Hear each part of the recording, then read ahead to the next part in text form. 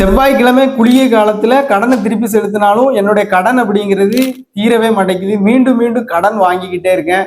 வாங்கின கடனுக்கு வட்டி கட்டுறதுக்காக மறுபடியும் கடன் வாங்குறேன். கடன் மேல கடன், கடன் இல்லை அப்படின்னா ஒரு தொடர்ந்து நோய், வீட்டுல ஏதாவது ஒரு பிரச்சனை, சங்கடங்கள் வந்துகிட்டே இருக்கு. இதற்கு தீர்வு தான் என்ன அப்படிங்கிறத பார்க்கலாம். கடன் பட்டார் நெஞ்சை போல கலங்கி நின்றார் லங்கை வேந்தன் அப்படிங்கக்கூடிய ஒரு சொல்லோட இருக்குது. அதன் அடிப்படையில கடன் அப்படிங்கிறது எந்த அளவுக்கு ஒருவருடைய வாழ்க்கையில ஒரு மிகப்பெரிய சாபமா இருக்கு அப்படிங்கிறத புரிஞ்சுக்கோங்க. முதல்ல இந்த கடன் அப்படிங்கிறது செவ்வாய்க்கிழமை வரக்கூடிய குளிகை காலத்துல நாம கடனை திருப்பி செலுத்துறோம்னா கண்டிப்பா 100% அந்த கடன் செல்லுபடி ஆயிரும் அல்லது செலுத்தப்பட்டு விடும் அப்படிங்கிறது விதி. ஆனா இதுல ஒரு சில சூட்சுமங்கள் இருக்கு. உதாரணத்திற்கு நீங்கள் ஒருவரிட கைமாத்தா வாங்கக்கூடிய பணம் அல்லது கடன் அப்படிங்கிறது இந்த செவ்வாய்க்கிழமைகள்ல நாம அடைக்க வேண்டும். ஓகேவா? ஸோ இப்போ நீங்க கோல்டு லோன் எடுத்திருக்கீங்க, தங்கத்தின் பேர்ல கடன் வாங்கியிருக்கீங்க அப்படிங்கக்கூடிய பட்சத்துல நீங்க வியாழக்கிழமை வரக்கூடிய குளிகை நேரத்துல, ஓகேவா? ஸோ வியாழக்கிழமை வரக்கூடிய குளிகை நேரத்துல நீங்க கடனை திருப்பி செலுத்த வேண்டும்.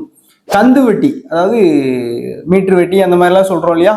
ஸோ அது எல்லாமே சனிக்கிழமை வரக்கூடிய சனி ஹோரையில அல்லது சனிக்கிழமை வரக்கூடிய குளிகை காலத்துல நீங்கள் கண்டிப்பாக கடனை திருப்பி செலுத்தினீங்கன்னா அந்த கடன் மீண்டும் வாங்குவதற்கான வாய்ப்புகள் ஏற்படாது.